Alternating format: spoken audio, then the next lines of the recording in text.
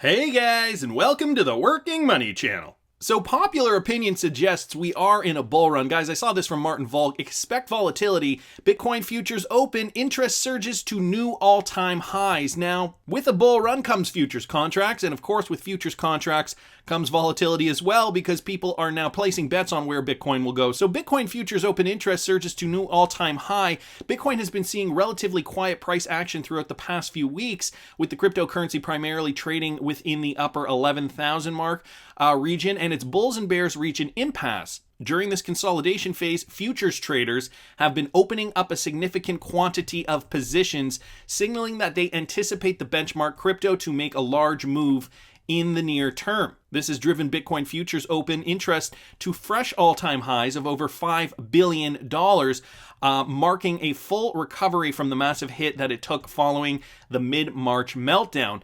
Typically, when futures open interest sees growth of this magnitude, it means that volatility is imminent for the underlying asset. As for which side this volatility will favor, because of course you got to remember, we can see volatility moving up or down.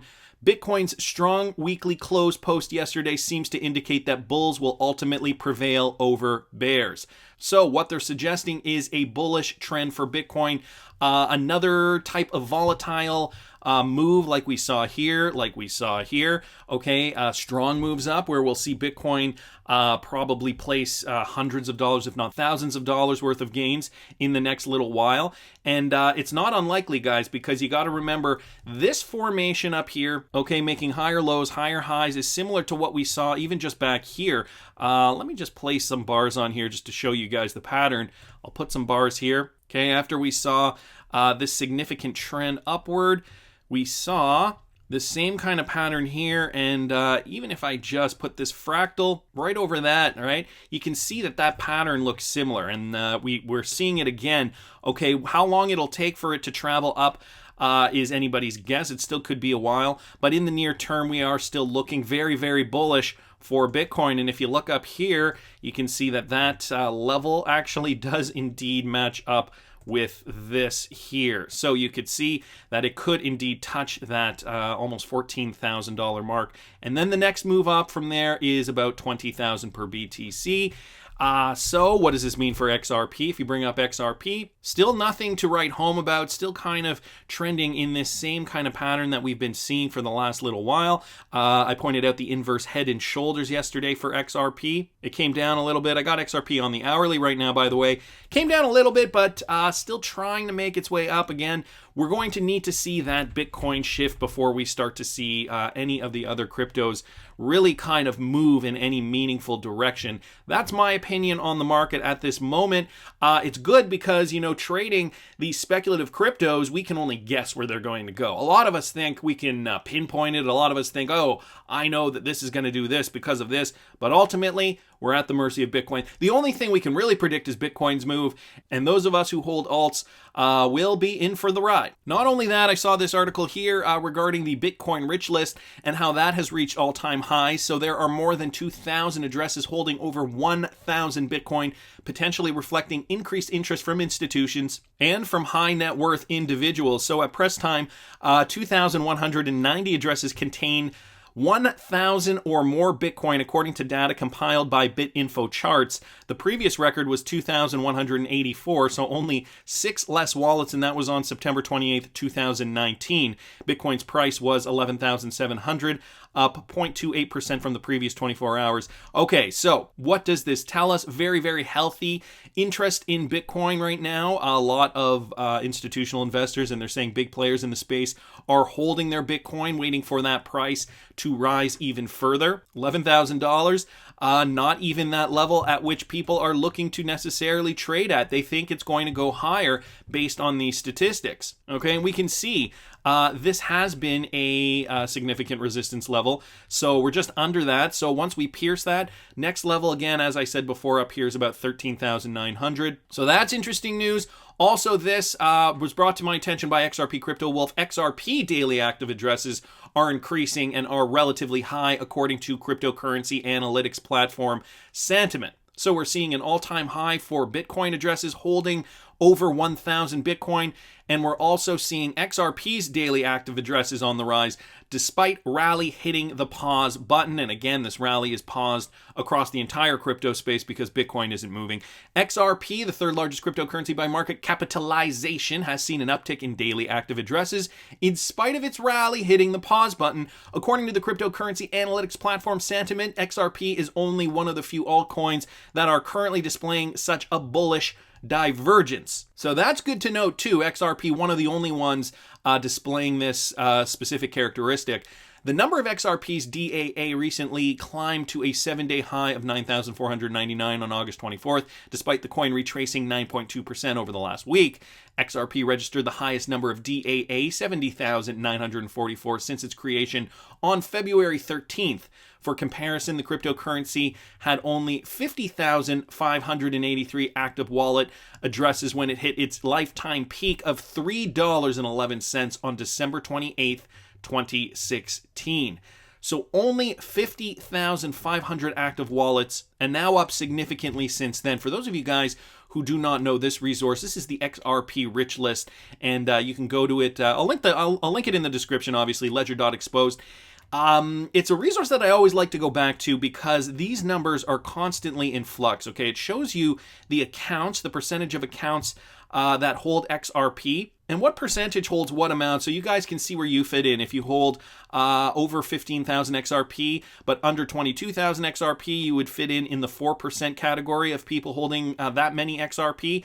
If you hold over 150,859 XRP, up till about 375,254 XRP, you fall in the 0.5%. So it gives you guys a gauge. What I found interesting, though, was this number up here, the 0.01% of wallets. You can see the jump, too. 25 million XRP, okay, going from the next category down, the 0.1% is 749,535 XRP, and you can see the jump up here. And look at the numbers over here, guys. You can see it compares it from just June 2nd, 2020, up until today, August 25th, 2020, and you can see that number rose from about 21.9 million to now 25 million. So what does that tell us? More people in this 0.01% are accumulating. It takes more XRP now to be in the 0.01%. Some of these numbers are going down. I found this interesting, and I'm just going to bring this up. These numbers here between the 749,000 and 375,000 XRP, the 0.1 and the 0.2%, those numbers actually decreased a bit, but then all these other numbers increased as well. You can see it here in the charts, that curvature going up. And these, I feel like these guys are retail investors. A lot of these guys are like you and I. But these numbers, over 375,000 XRP, people holding that, those numbers were decreasing a bit. But then you have this colossal number up here, the 0.01%. These are the mega whales. These are mega wallets. These are going to be the companies that will utilize XRP to solve problems. That has increased significantly up to 25 million. So what does that say to you? To me, it means that we are seeing significant movement in the top 0.01%, obviously. Maybe people are gearing up, ready to start using their XRP to solve problems. Maybe regulations are, behind a curtain, and they're going to be revealed at some point in the near future. I feel like it makes sense that a lot of these retail traders are accumulating, but the fact that the 0.01% of wallets have accumulated just in the last 2 or so months from 21.9 million XRP, now the threshold is at 25 million XRP. To me, that means the big guys are accumulating, the important players. What does it mean to you guys? Put it down in the comment section if you have a theory on this. Also, if you have a theory on why these numbers are decreasing, the 0.1 and the 0.2%, I'd love to hear what you have to think. I'm going to keep moving along, guys, because I got a lot today. This from the Cryptic Poet. Ripple partner TP Bank will open the first transaction office in Phu Quoc on September 1st, 2020. So TP Bank is a RippleNet client, and according to Vietnamese media, TP Bank, a major Vietnamese bank, is preparing to expand and launch its first transaction office in Phu Quoc Island in less than a week. TP Bank has been a RippleNet customer since November of last year, when it set up a remittance service between Vietnam and Japan together with SBI Ripple Asia, and now they are setting up shop on September 1st, obviously to have a wider reach with the Vietnamese people for cross-border transactions in that region. So really great news coming out of Vietnam. TP Bank, a RippleNet partner, obviously leveraging the technology technology and capitalizing on their position in the market. I want to keep going, guys. This from XRP Crypto Wolf, Ripple Partner. More Ripple Partner news. Ripple Partner, Currencycloud, the leader in providing B2B-enabled cross-border payment solutions, and Radius Bank, the best online U.S. bank of 2020, have partnered to offer Radius clients the ability to send money to more than 180 countries. So following increased customer demand for international wire transfers for both their own clients and their banking-as-a-service partner, Radius sought to find a solution that could be quickly integrated. Using Currencycloud's APIs means Radius Bank can send outgoing payments to international destinations they were unable to reach before on behalf of their clients. Here's a quote from Phil Peters, EVP Chief Operating Officer at Radius Bank. He says, as an ever-growing full-service digital bank, our clients needed a way to make payments all over the world without delay. Our integration with Currencycloud allows us to do just that. So more great news here with regards to Ripple Partners and expanding their web of access to more and more people across not only the United States, but all over the world. I'm going to keep going, guys. I link all these articles in the description if you want to read further. This from Gregory Zachary at Greg_Zach on Twitter. And so there was a BIS paper that just came out. People were tagging me in it. I just didn't have enough time to get to everything today. So this, Rise of the Central Bank Digital Currencies, Drivers, Approaches, and Technologies. He retweeted this from Gilbert Verdian. And this shows just some of the CBDC projects that have proliferated since 2016. It shows you guys here, the pink represents ongoing pilots, and research reports are in blue here. You can see some specks of blue, and speeches on the matter are in yellow. Of course, the pilot report in black here with these little icons here. And it shows you the timeline down here all the way back from 2014 to present day, and the countries listed here on the side. So it's interesting to kind of get a nice visual representation of where we're at, or where your country is at if you don't live in the United States with regards to CBDCs. Again, this was published by the BIS. And here's another one here, motivations for issuing a CBDC. We've got general purpose retail CBDCs and wholesale CBDCs. And down here, it shows you the average importance, AEs in blue and EMEs in that pinkish color.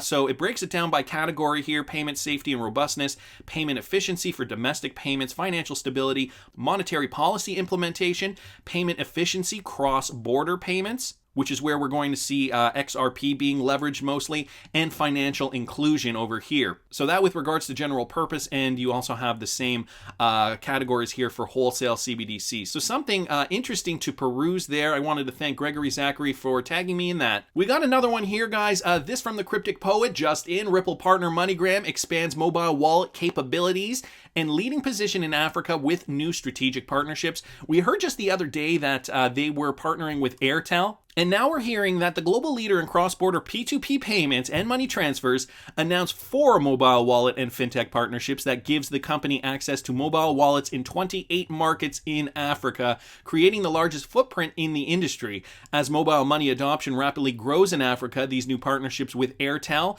Thunes, InTouch, and MFS Africa will help drive strong digital growth as the company continues to execute its customer-centric digital transformation. So Airtel was in the news the other day, but now we're hearing of Thunes, InTouch, and MFS. They are prominent fintech payment providers and platforms that bridge the gap between the rapidly growing mobile money ecosystem in Africa and global online digital payments. The reach of these 3 providers will enable MoneyGram to quickly and significantly expand its coverage across the continent. And Africa has been one of those regions of the world that need this more than ever. When you look up let me back up. When there's a Bitcoin rally and you look at Google Trends, some of the highest trending countries where that search term is being input into Google are in Africa.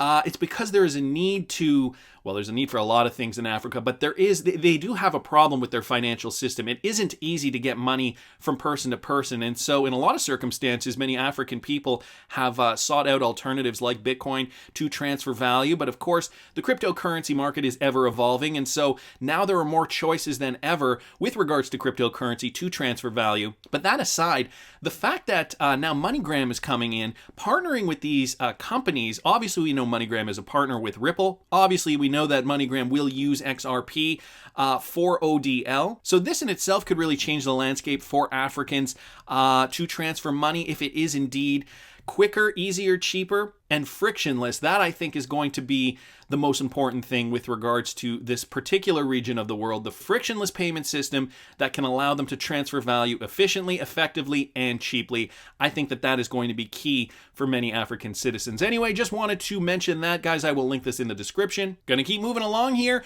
This from XRP Crypto Wolf. Ripple partner Neum Open Money announces partnership with Costa Rica's leading fintech platform, Teledollar. So this is another one from Finextra, and these Ripple partnerships just continuing to build upon their own partnerships. The move supports Neum's continued plans to utilize fintech tools to improve business efficiency and customer experience in Latin America, further enabling Latin American customers and businesses to participate in the global digital economy more effectively. The Latin American market is primed for innovative financial technology solutions. Not only is the region one of the fastest growing in terms of the internet and mobile adoption, regulators across Latin America have been borrowing from Europe's open banking playbook to break up incumbent bank monopolies and are implementing measures to increase the adoption of digital payments. So Latin America is another region that has been really eyeing CBDCs closely to see how they can work in the region to alleviate some of the stresses with their local fiat currencies. Of course, the beer flu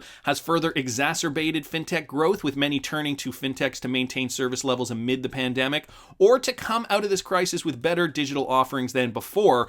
The expansion of Neum's presence in Latin America will help fintechs, banks, and financial institutions digitize their solutions much faster and in turn provide better digital financial service offerings to their customers. Neum's mission is to improve business efficiency through the introduction and facilitation of financial technology, and today's announcement of our partnership with Teledollar is a testament to that, says Rohit Bami, Global Head of Institutional Sales at Neum. Teledollar has been instrumental in creating a fintech platform for customers, SMBs, banks, and financial institutions in Costa Rica to move further overseas in a more convenient manner, and we are all excited to work with them to deliver a better, more convenient, and faster remittance experience for their customers. Again, these guys know they've got Ripple Tech in their back pocket. They know they can deliver a better, more convenient, and faster experience to their customers with confidence. And I'm sure as this expansion continues throughout Latin America, and not just Latin America, throughout the rest of the world, more companies will jump on board with RippleNet, more companies will see the benefit, more companies will follow suit, because not only do they also want to presumably provide great quality customer service to their customers, but also to be able to compete with their competitors. Okay, it's going to be a domino effect. We've talked about that in the past, but it's going to be slow. We've heard Ripple talk about starting with the small players and then gradually expanding. And this is what we're seeing here in regions of the world like Latin America. So I wanted to thank XRP Crypto Wolf for posting that. Guys, I also saw this from Recamec here on Twitter. He sends me stuff every now and then. If you're not following Recamec, guys, give him a follow. And this has to do with your Spark token. So for those of you guys who are interested, Decent plans to support Flare Network's utility fork and their Spark token as well. So just another option. I will link this article in the description. How to claim your Spark tokens. It gives you guys a little brief update with regards to Vin's contribution to that. And then Decent's plans for support with regards to the Flare Network's utility fork. We plan to support the following two features sequentially from the Decent mobile app. Number one, Spark token request function, a function to register Spark token addresses from the XRP account in Decent's wallet. And number two, Flare Network mainnet linkage function, blockchain linkage to use the Spark tokens that have been received. So Decent sounds like they want to be fully integrated into this as well. Currently, the Flare Network's mainnet is in the development stage, and the exact release date has not been disclosed, so we are all still waiting for that release date. The exact support schedule for the above features will be determined by the Decent team while we monitor the progress of the Flare Network. You can receive updated news by subscribing to the various community channels of Decent's wallet below, and then it gives you some social media if you want to follow Decent. Yesterday and the day before, we talked a little bit about the Ledger Nano S integration with this Spark token distribution. So there's also that option with the Ledger Nano. Ledger Nano is a great cold storage wallet. I have two of them personally. Again, guys, I don't like to push anybody in one particular direction for how they should be holding their XRP. I'm just telling you what I do. I do have an affiliate link in the description. You can use it if you want. You don't have to use it, though. I also don't like to pressure people to feel like they have to click the link. So anyway, another option for you guys, though, though decent. Thanks so much, Recamec, for posting that. And so another quick update here, this from crypto_-ODL on Twitter. Congratulations, Florida. Apparently Binance.us has now opened up in Florida. So just wanted to send that message out. For all you Floridians who might want a Binance account who do not have one yet, I personally have a Binance account. I use it as my secondary account. The variety of different cryptocurrencies you can purchase on Binance is extensive. So for those of you guys interested in Binance, or rather for those of you in Florida who've always wanted a Binance account but couldn't get one, now you can. Gonna keep moving along though. This from Martin Volk, another one from Martin. Russia calls on fellow BRICS countries to dump the US dollar in favor of trade in national currencies. Why is this important? Well, it has to do with the US dollar, and now the BRICS countries, for those of you guys who do not know, the BRICS countries are Brazil, Russia, India, China, and South Africa, making up this acronym BRICS. They're looking to dump the US dollar and trade in national currencies, and this coming from the Russia trade minister. He's called on the members of the BRICS countries trade alliance to increase the volume of settlement in national currencies to be more independent from Washington's policies. Now, this is going to have implications on the US, guys. So listen to this. Denis Manturov suggested the possibility of boosting non-dollar settlement during a video conference with fellow BRICS trade ministers on Monday. According to Manturov, trade in national currencies is a key aspect of the cooperation of the five-nation alliance that includes Brazil, Russia, India, China, and South Africa. Rational, balanced use of this tool will help to increase the stability of our country's economies and reduce dependence on U.S. policy. That a quote from the Russian trade minister. Manturov called on his fellow ministries to use the BRICS' new development bank, NDB, more actively, which was specifically created for these purposes. So we're seeing this, guys, now from the BRICS countries, and I'm sure this isn't new. This statement was just released recently, and so this is why this is being reported on it. But they are looking to break their dependence on the US dollar more and more. Many economies around the world are starting to do this because with the advent of cryptocurrency too, this is going to be a much easier thing to do. And so just another part of the world where their trade minister, the Russian trade minister in this case, is saying, guys, let's use the NDB, the, what was it called again? The new development bank, which was created specifically for that purpose, in order for us to be able to use our currencies to conduct trade, because why should we be beholden to the US dollar? And so I think with cross-border payments changing, with new technologies emerging, Cbdc's becoming first and foremost in a lot of these countries' mandates to implement, we're going to see a lot more of this. And not only that, guys, the benefit for you and I is that we will see more value flowing through XRP, which will make XRP a desirable currency that will be in demand. You guys know when I say it will be in demand, right? What that means? Price will rise. So thanks so much, Martin, for pointing that out. I also got this. Guys, this from Michael at Val5 Links. Beijing-based decentralized finance DeFi aggregator Bella Protocol announced Tuesday it has raised $4 million in funding, led by none other than Arrington XRP Capital. So this is a DeFi aggregator, Bella Protocol, and they just got some new funding. According to a press statement emailed to CoinDesk, investors in Bella's funding round also include Alphabet, Consensus Labs, Force Partners, and CGS Dubai, among others. Marketed as a one-stop shop for DeFi assets, the firm's asset management platform is currently under development. And here's a quote. What Bella is aiming to solve with one-click and flex savings are the three largest barriers to achieve DeFi or crypto mass adoption: high gas fees, complex user journey, and poor user experience. Guys, this coming from Michael Arrington, founding partner of Arrington XRP Capital, and this is what he said in an email statement. So, more interest in DeFi. We're seeing the space really expand with DeFi, and it seems as though DeFi is that new buzzword, whereas blockchain was the buzz term in 2017. Now we're hearing DeFi, and we're seeing cryptocurrencies like Chainlink soar to all-time highs. Of course, just on the hype, Chainlink down to, it's listed right up here, $15.13. So I really hope you guys didn't buy at $20. I really hope you did. If you did, though, put it down in the comments. I'm curious to know who you are. Okay, if you're embarrassed, you don't have to do it. I'm just kidding. Gotta keep moving, though, guys. Another one from Michael at Val5 Links. Records reveal Ripple CEO met with senior Trump administration office in 2018. I saw this yesterday and I thought, why are we going over this again? I reported on this in 2018. I remember reporting on this in 2018. This is old news. So here's the article from 2018. Will XRP be Trump's answer to China? So we were talking about this back then, okay? In an interview published by Breaker, Corey Johnson suggested, this is when Corey Johnson still worked for Ripple, of course, he suggested that Ripple's team has been in talks with the White House, which is concerned by the fact that China is mining the majority of the world's Bitcoin and Ethereum. Nothing has changed there.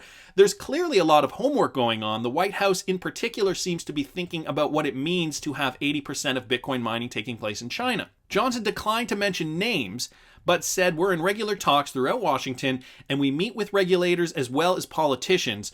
Former U.S. President Bill Clinton did speak with Ripple so he was the official opening speaker at Ripple's Swell conference. XRP, the cryptocurrency associated with payment services, is the most... So basically this just stated that Ripple was in talks with the White House, but he wasn't naming names. Now, the reason I guess this is so important is because today, or rather yesterday, records reveal Ripple CEO met with a senior Trump administrative advisor. Newly discovered White House records shows the head of Ripple met with a senior Trump administrative advisor twice since 2018. Documents from the U.S. Office of Management and Budget shows Ripple's Brad Garlinghouse met with Special Assistant to the President Caroline Moore on September 26th and October 3rd. The documents were unearthed by XRP enthusiast and investor Stephen Dieppe. Both meetings appear to have lasted for the better part of a day. In addition to being Special Assistant to the President, Moore is also Director of the Office of the Chief of Staff, according to ProPublica. Although the subject of the meetings remain under wraps, former Ripple Chief Marketing Strategist Corey Johnson then referenced what he said 2 years ago. But what this means is Brad Garlinghouse was obviously there, obviously discussing the potential for Ripple and XRP to be part of the American fabric. And I'm sure the Trump administration took it under advisement, but yet we have still nothing to see. So I think this goes without saying, of course, the White House, they know about Ripple. They understand the concept. They realize that Bitcoin could be a threat and that China is behind most of the mining. Not only that, they realize that the Chinese government has already accelerated their Cbdc program and are looking towards the future of financial development. Not only that, now we've got BRICS countries here saying, you know what, let's dump the US dollar because we can do business on our own with our own fiat currencies, especially if they have a means to exchange on a level playing field. And this level playing field will become global once worldwide regulations are rolling out. So why hasn't the president or US lawmakers done anything yet with regards to cryptocurrency adoption? Well, guys, I wanted to leave you this juicy nugget. All right, this last part of the video has to do with Bearable Guy. Yes, it does. I reported on Bearable Guy a couple of days ago. And for those of you guys who do not know Bearable Guy, do some research. I'm sure you will keep yourselves busy for the next day and a half. So guys, I saw this originally from @BS_sheriff, and I got tagged in this, but I wasn't quite sure what to make of it until today. So one of Bearable Guy's accounts is 321 Yugal Bereb, that is Bearable Guy backwards. He gave a massive clue, did you see it, in the thread below. Now, I don't know if this has been here all along, the tiny URL 589, or if he just added that recently. If somebody knows that for sure, please put it down in the comments. I'm curious to know because I don't think we saw this before. He posts this, so new URL in the wall, 589, so he's suggesting that it is new, in fact. This leads to a virtual QR code, okay, and then when you scan the QR code, it leads to this image on Imager posted 1 day ago. So this must be brand new. Octal 17 decimal 15. And then it gives us some rotating arrows here in the center of this. But what does this mean? So this is an image link to this, which shows it again. And there is a video for those who have no idea what the octal base 8 and decimal base 10 numbers are. Now, this links to a little YouTube video here, guys. I'm not going to play it for copyright reasons, but it's essentially just giving you guys an idea of what this means. It's computer terms. Some systems are based on this, and so for you tech geeks out there, you're probably better off explaining this than me. But it has to do with computer coding, and so does Bearable Guy have some more insider information on this being base 8, I believe, rather than base 10, or do I have that reversed? Anyway, I was thinking about that for a second, if it had to do with RippleNet technology. But then Sandy Ver pointed this out.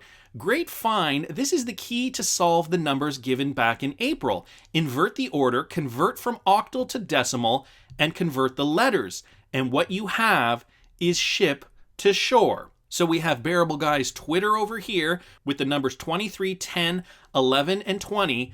And then we have the backwards bearable guy Twitter 321, 24 and 17. And then we have the Reddit 23, 10, 17, 22, and 5, which says ship to shore. So I think we finally discovered the bearable guy riddle that was posted way back in April of 2020 this year with regards to this ship to shore. What she's referring to here, by the way, are these codes here. So the bearable guy Twitter, we can see these numbers up here, 20, 11, 10, 23. Ship, the backwards Twitter here, we can see the numbers up here, 17, 24, 2. And finally, bearable guys Ripple Reddit up here, 5, 22, 17, 10, 23. Which reads shore. And guys, this was from 4 months ago. So a huge find here from Sandy Ver. Thanks so much, Sandy, for posting that. Maybe this is why the news has resurfaced that Ripple representatives have been discussing cryptocurrency adoption and most likely RippleNet with the White House. Could the ship be coming to shore soon? Are crypto regulations closer than ever? I want to hear what you guys think. Please subscribe to the channel if you haven't already. Like the video if you like the content I'm providing. I always love hearing your comments. See you in the next one, guys.